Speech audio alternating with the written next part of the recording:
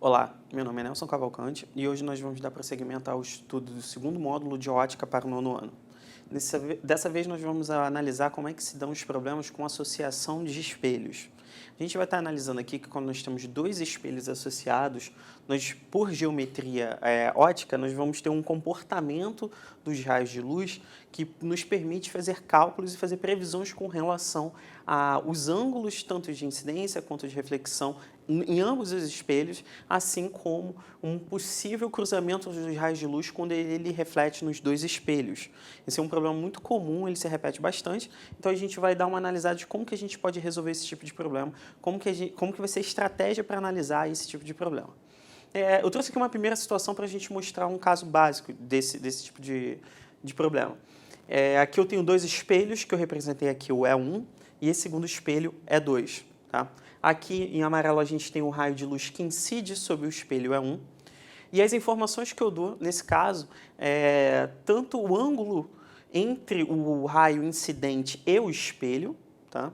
Entre o ângulo incidente e o espelho, e o ângulo entre os dois espelhos E1 e E2. E aqui a gente está querendo saber qual vai ser o valor desse ângulo θ, ou seja, do ângulo entre o raio de luz que incide no espelho E1 e o raio de luz que reflete no espelho E2.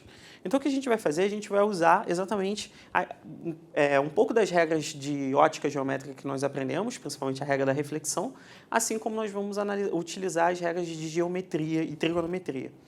Nessa situação, a gente tem o seguinte, o ângulo entre o raio incidente e o espelho E1 é de 30 graus. E nós sabemos que, utilizando aqui a reta normal, né, que eu pontilhei, eu já deixei pontilhado aqui, nós sabemos que essa reta normal faz 90 graus com o espelho. E se aqui é 30, isso aqui tem que ser 60, tá? Por sua vez, nós sabemos que a regra de reflexão nos diz que esse ângulo de incidência é igual ao ângulo de reflexão, ou seja, esse ângulo entre a reta normal e o raio refletido também tem que ser 60 graus. Como, mais uma vez, a reta normal faz 90 graus com o espelho, nós vamos ver que o ângulo, esse pequeno ângulo aqui, ele também tem que ser de 30 graus, tá? O que foi dito aqui, o que já foi deixado para a gente nessa situação, é que o ângulo entre os espelhos é de 70 graus. Então, se nós analisarmos esse triângulo, nós vamos perceber que se aqui é 30 e aqui é 70, nós já temos um total de 100 graus, o que nos permite apenas um ângulo aqui de 80 graus. Tá? Então, aqui nós vamos ter 80 graus. Nós sabemos, mais uma vez, que esse raio vai incidir nesse espelho com ângulo de 80 graus, no espelho E2, e ele vai refletir. Para isso, a gente vai utilizar, mais uma vez, a regra da reflexão. Nós vamos pontilhar aqui a nossa normal e a gente vai analisar que se o ângulo entre esse raio, que incide no espelho E2, e o espelho E2 é 80, o ângulo de incidência vai ser esse pequeno ângulo que está aqui, que eu vou escrever aqui do lado, que é de 10 graus. Isso nos permite também já dizer que o ângulo refletido vai ser também de 10 graus. E, por consequência, esse ângulo aqui, entre o raio refletido pelo espelho E2 e o espelho E2 vai ser 80 graus.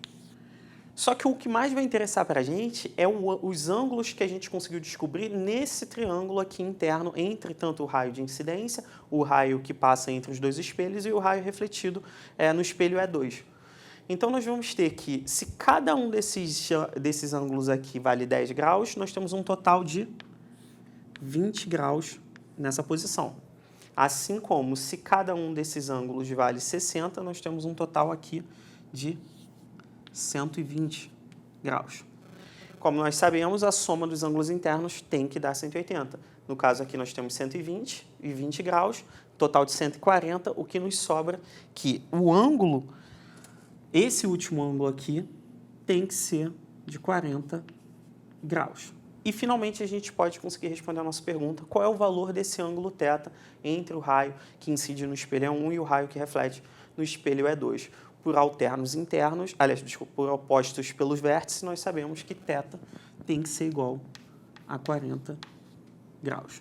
Então, a gente vai perceber que, utilizando simultaneamente as regras de reflexão, assim como trigonometria, nós vamos conseguir basicamente descobrir todos os ângulos que tem nesse tipo de situação, ok?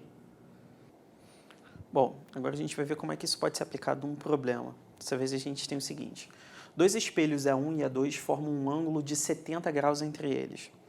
Um raio de luz incide sobre E1 com um ângulo de incidência de 40 graus. Encontre o menor ângulo entre o raio que incide em E1 e o raio refletido por E2. Então, a gente tem aqui uma situação onde o problema descreve o que está acontecendo, porém ele não oferece nenhum tipo de esboço para auxiliar visualmente. Isso vai caber a nós desenharmos essa situação para facilitar um pouco nossos cálculos, ok? E é isso que a gente vai fazer agora.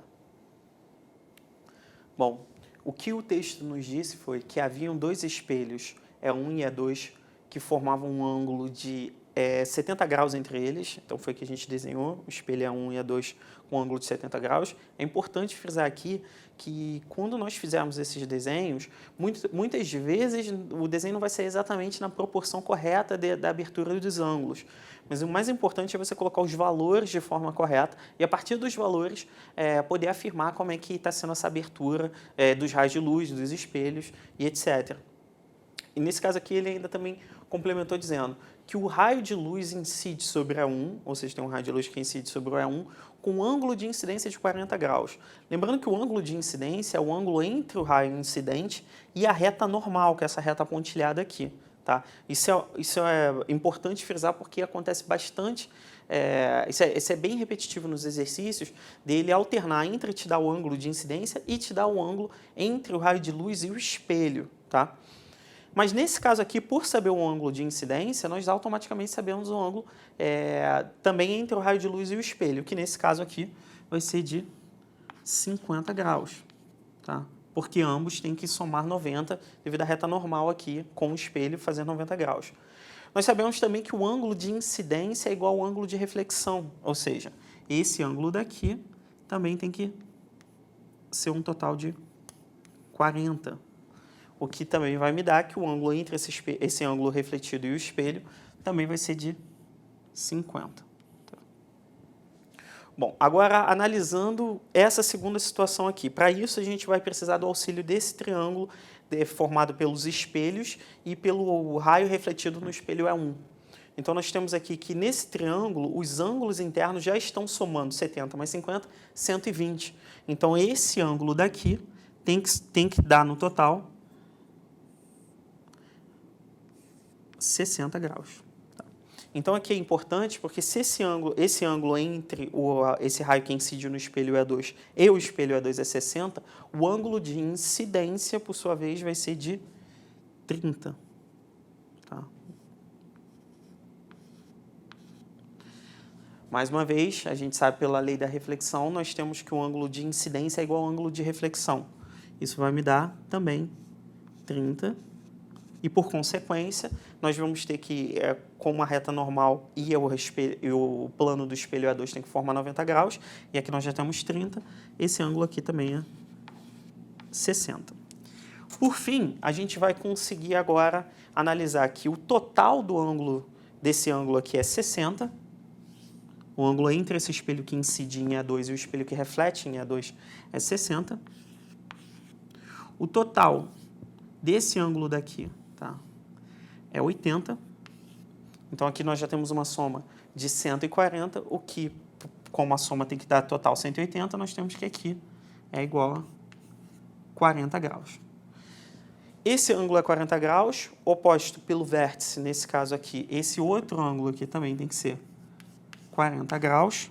E, por último, como o total aqui tem que dar 360, e nós já estamos aqui 80, então nós vamos ter uma sobra de, vamos colocar aqui dois ângulos alfa, que por serem opostos pelo vértice tem que ser igual, então nós temos que essa soma total tem que dar 360. Isso me daria uma conta onde eu poderia resolver da seguinte forma: 2α mais os dois ângulos de 40, 80, tem que ser igual a 360. Isso vai me dar que 2α tem que ser igual a 360 menos 80, que dá 280. Então, alfa vai ter que ser igual a metade de 280, que é 140. É importante frisar agora que a gente achou que o ângulo, tanto esse ângulo quanto esse ângulo é 140, e esses dois ângulos aqui são total de 40. Cada um deles é 40. E a pergunta pediu o quê? Encontrar o ângulo entre o raio que incide, o menor ângulo entre o raio que incide no espelho é 1 e o raio que reflete no espelho é 2.